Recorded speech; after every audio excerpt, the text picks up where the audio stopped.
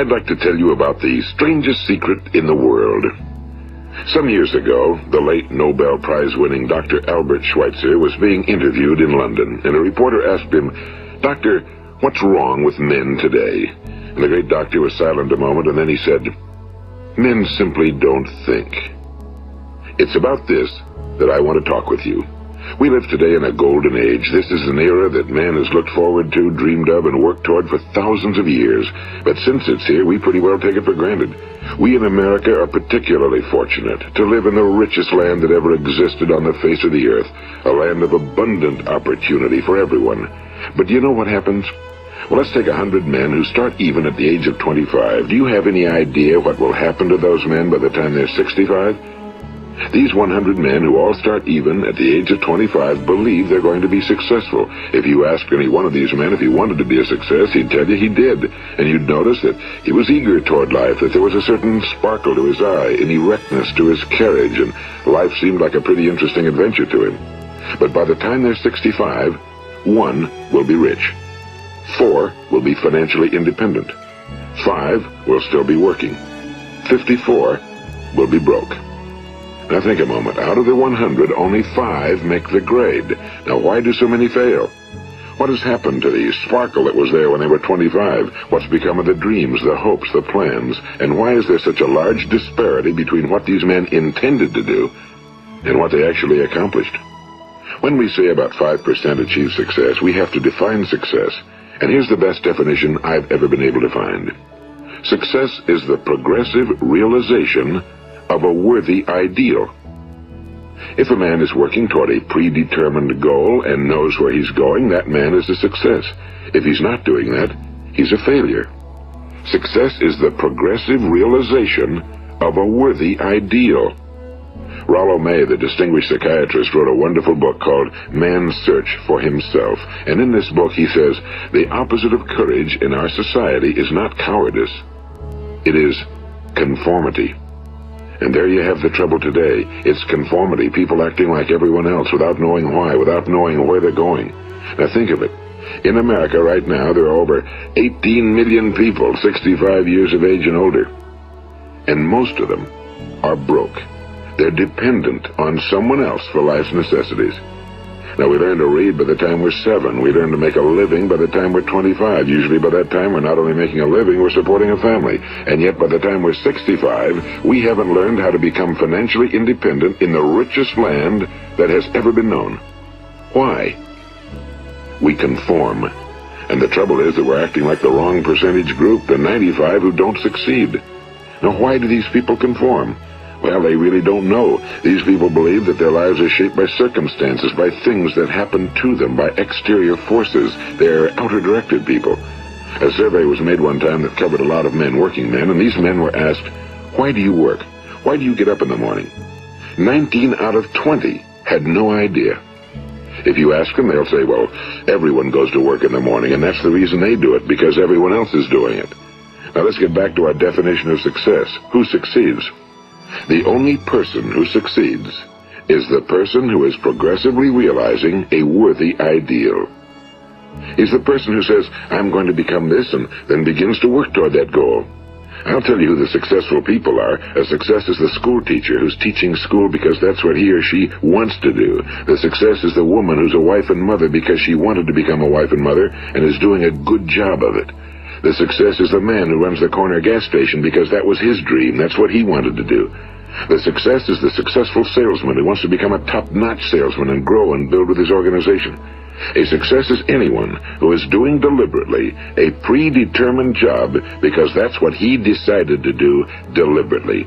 But only 1 out of 20 does that. That's why today there isn't really any competition unless we make it for ourselves. Instead of competing, all we have to do is create. You know, for 20 years, I looked for the key which would determine what would happen to a human being. Was there a key I wanted to know which would make the future a promise that we could foretell to a large extent? Was there a key that would guarantee a person's becoming successful if he only knew about it and knew how to use it? Well, there is such a key, and I've found it. Have you ever wondered why so many men work so hard and honestly without ever achieving anything in particular, and others don't seem to work hard and yet seem to get everything? They seem to have the magic touch. You've heard them say that about someone. Everything he touches turns to gold. And have you ever noticed that a man who becomes successful tends to continue to become successful? And on the other hand, have you noticed how a man who's a failure tends to continue to fail? Well, it's because of goals. Some of us have goals, some don't. People with goals succeed because they know where they're going. It's that simple. Think of a ship leaving a harbor, and think of it with the complete voyage mapped out and planned. The captain and crew know exactly where it's going and how long it'll take. It has a definite goal. Now, 9,999 times out of 10,000, it will get to where it started out to get. Now, let's take another ship, just like the first, only let's not put a crew on it or a captain at the helm. Let's give it no aiming point, no goal, no destination. We just start the engines and let it go. I think you'll agree with me that if it gets out of the harbor at all, it will either sink or wind up on some deserted beach, a derelict. It can't go anyplace because it has no destination and no guidance, and it's the same with a human being. Take the salesman, for example. There's no other person in the world today with the future of a good salesman. Selling is the world's highest paid profession, if we're good at it, and if we know where we're going. Every company needs top-notch salesmen, and they reward those men. The sky's the limit for them. But how many can you find? Someone once said the human race is fixed, not to prevent the strong from winning, but to prevent the weak from losing. The American economy today can be likened to a convoy in time of war. The entire economy is slowed down to protect its weakest link, just as the convoy had to go at the speed that would permit its slowest vessel to remain in formation. That's why it's so easy to make a living today. It takes no particular brains or talent to make a living and support a family today. So we have a plateau of so-called security, if that's what a person's looking for. But we do have to decide how high above this plateau we want to aim. Now let's get back to the strangest secret in the world, the story that I wanted to tell you today. Why do men with goals succeed in life and men without them fail? Well, let me tell you something which, if you really understand it, will alter your life immediately. If you understand completely what I'm going to tell you from this moment on, your life will never be the same again. You will suddenly find that good luck just seems to be attracted to you. The things you want just seem to fall in line, and from now on you won't have the problems, the worries, the gnawing lump of anxiety that perhaps you've experienced before. Doubt, fear, well, they'll be things of the past. Here's the key to success and the key to failure. We become what we think about. Now let me say that again. We become what we think about. Throughout all history, the great wise men and teachers, philosophers and prophets have disagreed with one another on many different things. It's only on this one point that they are in complete and unanimous agreement. Listen to what Marcus Aurelius, the great Roman emperor, said. A man's life is what his thoughts make of it. Disraeli said this, everything comes if a man will only wait. I've brought myself by long meditation to the conviction that a human being with a settled purpose must accomplish it, and that nothing can resist a will that will stake even existence for its fulfillment. Ralph Waldo Emerson said this, a man is what he thinks about all day long. William James said, the greatest discovery of my generation is that human beings can alter their lives by altering their attitudes of mind. And he also said, we need only in cold blood act as if the thing in question were real, and it will become infallibly real by growing into such a connection with our life that it will become real. It will become so knit with habit and emotion that our interest in it will be those which characterize belief. And he also said, if you only care enough for a result, you will almost certainly attain it. If you wish to be rich, you will be rich. If you wish to be learned, you will be learned. If you wish to be good, you will be good. Only you must then really wish these things, and wish them exclusively, and not wish at the same time 100 other incompatible things just as strongly. In the Bible, you read in Mark 9:23, if thou canst believe, all things are possible to him that believeth. My old friend Dr. Norman Vincent Peale put it this way, this is one of the greatest laws in the universe. Fervently do I wish I had discovered it as a very young man. It dawned upon me much later in life, and I found it to be one of the greatest, if not my greatest discovery outside of my relationship to God. The great law, briefly and simply stated, is that if you think in negative terms, you will get negative results. If you think in positive terms, you will achieve positive results. That is the simple fact, he went on to say, which is at the basis of an astonishing law of prosperity and success. In 3 words, believe and succeed. William Shakespeare put it this way: our doubts are traitors and make us lose the good we oft might win by fearing to attempt. George Bernard Shaw said, people are always blaming their circumstances for what they are. I don't believe in circumstances. The people who get on in this world are the people who get up and look for the circumstances they want, and if they can't find them, make them. Well, that's pretty apparent, isn't it? And every person who discovered this for a while believed that he was the first one to work it out. We become what we think about. Now, it stands to reason that a person who's thinking about a concrete and worthwhile goal is going to reach it, because that's what he's thinking about, and we become what we think about. Conversely, the man who has no goal, who doesn't know where he's going, and whose thoughts must therefore be thoughts of confusion and anxiety and fear and worry, becomes what he thinks about. His life becomes one of frustration and fear and anxiety and worry. And if he thinks about nothing, he becomes nothing. Now, how does it work? Why do we become what we think about? Well, I'll tell you how it works as far as we know. Now, to do this, I want to tell you about a situation that parallels the human mind. Suppose a farmer has some land, and it's good fertile land. Now, the land gives the farmer a choice. He may plant in that land whatever he chooses. The land doesn't care. It's up to the farmer to make the decision.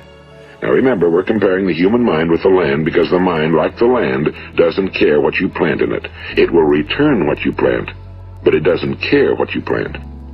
Now, let's say that the farmer has 2 seeds in his hand. One is a seed of corn. The other is nightshade, a deadly poison. He digs 2 little holes in the earth, and he plants both seeds, one corn, the other nightshade. He covers up the holes, waters, and takes care of the land, and what will happen? Invariably, the land will return what's planted. As it's written in the Bible, as ye sow, so shall ye reap. Now remember, the land doesn't care. It'll return poison in just as wonderful abundance as it will corn. So up come the 2 plants, one corn, one poison. Now, the human mind is far more fertile, far more incredible and mysterious than the land, but it works the same way. It doesn't care what we plant. Success, failure. A concrete, worthwhile goal, or confusion. Misunderstanding, fear, anxiety, and so on. But what we plant, it must return to us. You see, the human mind is the last great unexplored continent on Earth. It contains riches beyond our wildest dreams. It will return anything we want to plant. Now, you might say, well, if that's true, why don't people use their minds more? Well, I think they figured out an answer to that one, too. Our mind comes as standard equipment at birth. It's free, and things that are given to us for nothing we place little value on. Things that we pay money for, we value. The paradox is that exactly the reverse is true. Everything that's really worthwhile in life came to us free. Our minds, our souls, our bodies, our hopes, our dreams, our ambitions, our intelligence, our love of family and children and friends and country, all these priceless possessions are free. But the things that cost us money are actually very cheap and can be replaced at any time. A good man can be completely wiped out and make another fortune. He can do that several times. Even if our home burns down, we can rebuild it. But the things we got for nothing, we can never replace. The human mind isn't used because we take it for granted. Familiarity breeds contempt. It can do any kind of job we assign to it, but generally speaking, we use it for little jobs instead of big, important ones. Universities have proved that most of us are operating on about 10% or less of our abilities. So decide now, what is it you want? Plant your goal in your mind. It's the most important decision you ever make in your entire life. What is it you want? Do you want to be an outstanding salesman? A better worker at your particular job? Do you want to go places in your company? In your community? Do you want to get rich? All you've got to do is plant that seed in your mind, care for it, work steadily toward your goal, and it will become a reality.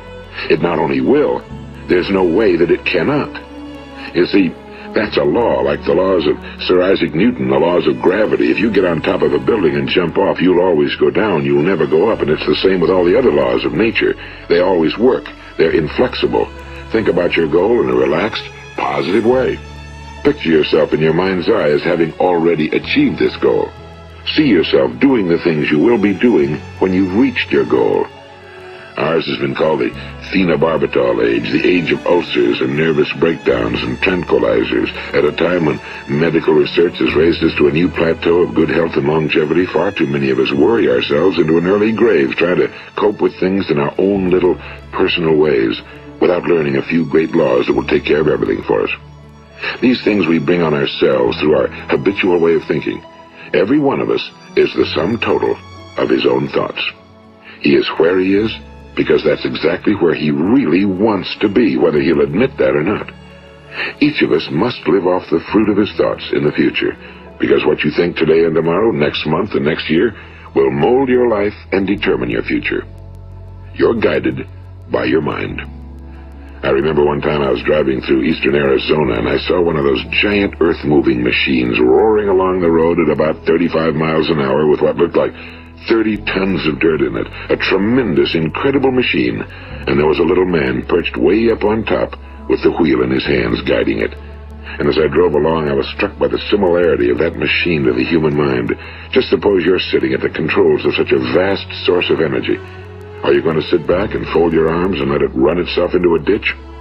Or are you going to keep both hands firmly on the wheel and control and direct this power to a specific, worthwhile purpose? It's up to you. You're in the driver's seat. You see, the very law that gives us success is a two-edged sword. We must control our thinking. The same rule that can lead a man to a life of success, wealth, happiness, and all the things he ever dreamed of for himself and his family. That very same law can lead him into the gutter. It's all in how he uses it, for good or for bad. This is the strangest secret in the world. Now, why do I say it's strange, and why do I call it a secret? Actually, it isn't a secret at all. It was first promulgated by some of the earliest wise men, and it appears again and again throughout the Bible, but very few people have learned it, understand it. That's why it's strange, and why for some equally strange reason it virtually remains a secret. I believe that you could go out and walk down the main street of your town and ask one man after another what the secret of success is, and you probably wouldn't run into one man in a month who could tell you. Now, this information is enormously valuable to us if we really understand it and apply it. It's valuable to us not only for our own lives, but the lives of those around us, our families, employees, associates, and friends. Life should be an exciting adventure. It should never be a bore. A man should live fully, be alive. He should be glad to get out of bed in the morning. He should be doing a job he likes to do because he does it well. One time I heard Grove Patterson, the great late editor-in-chief of the Toledo Daily Blade, make a speech, and as he concluded his speech, he said something I've never forgotten. He said, "My years in the newspaper business have convinced me of several things. Among them, that people are basically good, and that we came from someplace, and we're going someplace. So we should make our time here an exciting adventure. The architect of the universe didn't build a stairway leading nowhere." And the greatest teacher of all, the carpenter from the plains of Galilee, gave us the secret time and time again. As ye believe, so shall it be done unto you. I've explained the strangest secret in the world and how it works. Now on this side I want to explain how you can prove to yourself the enormous returns possible in your own life by putting this secret to a practical test. I want you to make a test that will last 30 days. It isn't going to be easy, but if you'll give it a good try, it will completely change your life for the better. Now, back in the 17th century, Sir Isaac Newton, the English mathematician and natural philosopher, gave us some natural laws of physics which apply as much to human beings as they do to the movement of bodies in the universe. And one of these laws is that for every action, there is an equal and opposite reaction. Simply stated, as it applies to you and me, it means we can achieve nothing without paying the price. The results of your 30-day experiment will be in direct proportion to the effort you put forth. To be a doctor, you must pay the price of long years of difficult study. To be successful in selling, and remember that each of us succeeds to the extent of his ability to sell. Selling our families on our ideas, selling education in schools, selling our children on the advantages of living the good and honest life, selling our associates and employees on the importance of being exceptional people. To, of course, the profession of selling itself. But to be successful in selling our way to the good life, we must be willing to pay the price. Now, what is that price? Well, it's many things. First, it's understanding emotionally, as well as intellectually, that we literally become what we think about, that we must control our thoughts if we're to control our lives. It's understanding fully that as ye sow, so shall ye reap. Second, it's cutting away all fetters from the mind and permitting it to soar as it was divinely designed to do.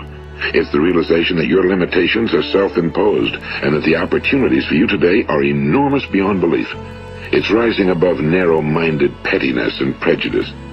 And third, it's using all your courage to force yourself to think positively on your own problem, to set a definite and clearly defined goal for yourself, to let your marvelous mind think about your goal from all possible angles, to let your imagination speculate freely upon many different possible solutions, to refuse to believe that there are any circumstances sufficiently strong to defeat you in the accomplishment of your purpose, to act promptly and decisively when your course is clear, and to keep constantly aware of the fact that you are at this moment standing in the middle of your own acres of diamonds, as Russell Conwell used to point out. And fourth, save at least 10% of every dollar you earn. It's also remembering that no matter what your present job, it has enormous possibilities if you're willing to pay the price. Now let's just go over the important points in the price each of us must pay to achieve the wonderful life that can be ours. It is, of course, worth any price. 1. You will become what you think about. 2. Remember the word imagination and let your mind begin to soar. 3. Courage. Concentrate on your goal every day. 4. Save 10% of what you earn. And 5. Action. Ideas are worthless unless we act on them. Now, I'll try to outline the 30-day test I want you to make. Keep in mind that you have nothing to lose by making this test and everything you could possibly want to gain. There are two things that may be said of everyone. Each of us wants something, and each of us is afraid of something. I want you to write on a card what it is you want more than anything else. It may be more money. Perhaps you'd like to double your income or make a specific amount of money. It may be a beautiful home. It may be success at your job. It may be a particular position in life. It could be a more harmonious family. Each of us wants something. Now write down on your card specifically what it is you want. Make sure it's a single goal and clearly defined. You needn't show it to anyone, but carry it with you so that you can look at it several times a day. Think about it in a cheerful, relaxed, positive way each morning when you get up. And immediately you have something to work for, something to get out of bed for, something to live for. Look at it every chance you get during the day and just before going to bed at night. And as you look at it, remember that you must become what you think about, and since you're thinking about your goal, you realize that soon it will be yours. In fact, it's yours really the moment you write it down and begin to think about it. Look at the abundance all around you as you go about your daily business. You have as much right to this abundance as any other living creature. It's yours for the asking. Now we come to the difficult part. Difficult because it means the formation of what is probably a brand new habit, and new habits are not easily formed. Once formed, however, it will follow you for the rest of your life. Stop thinking about what it is you fear. Each time a fearful or negative thought comes into your consciousness, replace it with a mental picture of your positive and worthwhile goal. And there will come times when you'll feel like giving up. It's easier for a human being to think negatively than positively. That's why only 5% are successful. You must begin now to place yourself in that group. For 30 days, you must take control of your mind. It will think about only what you permit it to think about. Each day for this 30-day test, do more than you have to do. In addition to maintaining a cheerful, positive outlook, give of yourself more than you've ever done before. Do this knowing that your returns in life must be in direct proportion to what you give. The moment you decide on a goal to work toward, you're immediately a successful person. You are then in that rare and successful category of people who know where they're going. Out of every 100 people, you belong to the top 5. Don't concern yourself too much with how you're going to achieve your goal. Leave that completely to a power greater than yourself. All you have to do is know where you're going. The answers will come to you of their own accord and at the right time. Remember these words from the Sermon on the Mount, and remember them well. Keep them constantly before you this month of your test. Ask, and it shall be given you. Seek, and ye shall find. Knock, and it shall be opened unto you. For every one that asketh receiveth, and he that seeketh findeth, and to him that knocketh it shall be opened. It's as marvelous and as simple as that. In fact, it's so simple that in our seemingly complicated world, it's difficult for an adult to understand that all he needs is a purpose and faith. For 30 days, Do your very best. If you're a salesman, go at it as you've never done before, not in a hectic fashion, but with the calm, cheerful assurance that time well spent will give you the abundance in return you deserve and want. If you're a homemaker, devote your 30-day test to completely giving of yourself without thinking about receiving anything in return, and you'll be amazed at the difference it makes in your life. No matter what your job, do it as you've never done it before for 30 days. And if you've kept your goal before you every day, you'll wonder and marvel at this new life you've found. Dorothea Brand, the outstanding editor and writer, discovered it for herself and tells about it in her fine book, Wake Up and Live. Her entire philosophy is reduced to the words, act as though it were impossible to fail. She made her own test with sincerity and faith, and her entire life was changed to one of overwhelming success. Now, you make your test for 30 full days. Don't start your test until you've made up your mind to stick with it. You see, by being persistent, you're demonstrating faith. Persistence is simply another word for faith. If you didn't have faith, you'd never persist.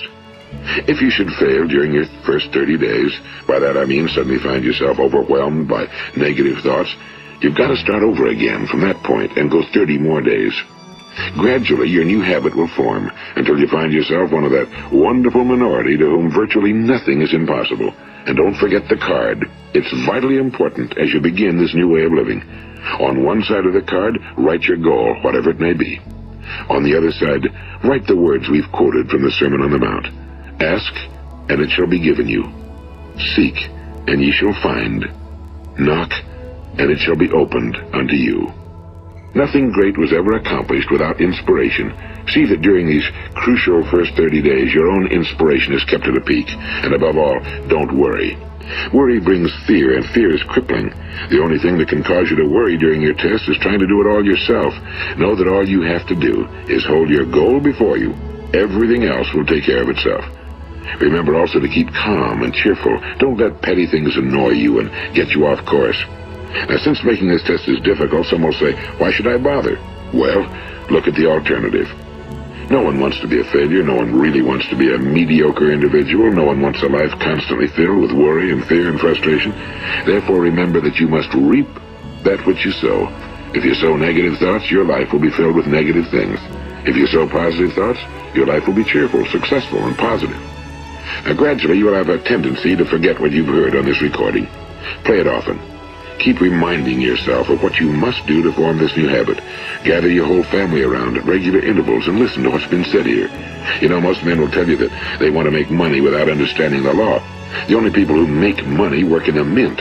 The rest of us must earn money. This is what causes those who keep looking for something for nothing or a free ride to fail in life. The only way to earn money is by providing people with services or products which are needed and useful. We exchange our time and our product or service for the other man's money. Therefore, the law is that our financial return will be in direct proportion to our service. Now, success is not the result of making money. Making money is the result of success, and success is in direct proportion to our service. Most people have this law backwards. They believe that you're successful if you earn a lot of money. The truth is that you can only earn money after you're successful. It's like the story of the man who sat in front of the stove and said to it, "Give me heat, and then I'll add the wood." How many men and women do you know, or do you suppose there are today, who take the same attitude toward life? There are millions. We've got to put the fuel in before we can expect heat. Likewise, we've got to be of service first before we can expect money. Don't concern yourself with the money. Be of service, build, work, dream, create. Do this and you'll find there's no limit to the prosperity and abundance that will come to you. Prosperity, you know, is founded upon a law of mutual exchange. Any person who contributes to prosperity must prosper in turn himself. Sometimes the return will not come from those you serve, but it must come to you from someplace, because that's the law. For every action, there is an equal and opposite reaction. As you go daily through your 30-day test period, remember that your success will always be measured by the quality and quantity of service you render, and money is a yardstick for measuring this service. No man can get rich himself unless he enriches others. Now, there are no exceptions to a law. You can drive down any street in America and from your car estimate the service that's being rendered by the people living on that street. Had you ever thought of this yardstick before? It's interesting. Some, like ministers and priests and other devoted people, measure their returns in the realm of the spiritual, but again, their returns are equal to their service. Once this law is fully understood, any thinking person can tell his own fortune. If he wants more, he must be of more service to those from whom he receives his return. If he wants less, he has only to reduce his service. This is the price you must pay for what you want. If you believe you can enrich yourself by deluding others, you can end only by deluding yourself. It may take some time, but just as surely as you breathe, you'll get back what you put out. Don't ever make the mistake of thinking you can avert this. It's impossible. The prisons and the streets where the lonely walk are filled with people who tried to make new laws just for themselves. We may avoid the laws of man for a while, but there are greater laws that cannot be broken. An outstanding medical doctor recently pointed out 6 steps that will help you realize success. 1. Set yourself a definite goal. 2. Quit running yourself down. 3. Stop thinking of all the reasons why you cannot be successful and instead think of all the reasons why you can. 4.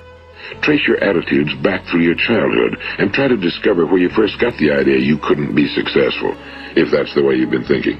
5. Change the image you have of yourself by writing out a description of the person you would like to be. And 6. Act the part of the successful person you have decided to become. The doctor who wrote those words is a noted West Coast psychiatrist, Dr. David Harold Fink. Do what the experts since the dawn of recorded history have told you must do. Pay the price by becoming the person you want to become. It's not nearly as difficult as living unsuccessfully. Make your 30-day test, then repeat it again, and each time it will become more a part of you until you'll wonder how you could ever have lived any other way. Live this new way and the floodgates of abundance will open and pour over you more riches than you may have dreamed existed. Money? Yes, lots of it. But what's more important, you'll have peace. You'll be in that wonderful minority who lead calm, cheerful, successful lives. Start today. You have nothing to lose, but you have a whole life to win. This is Earl Nightingale, and thank you.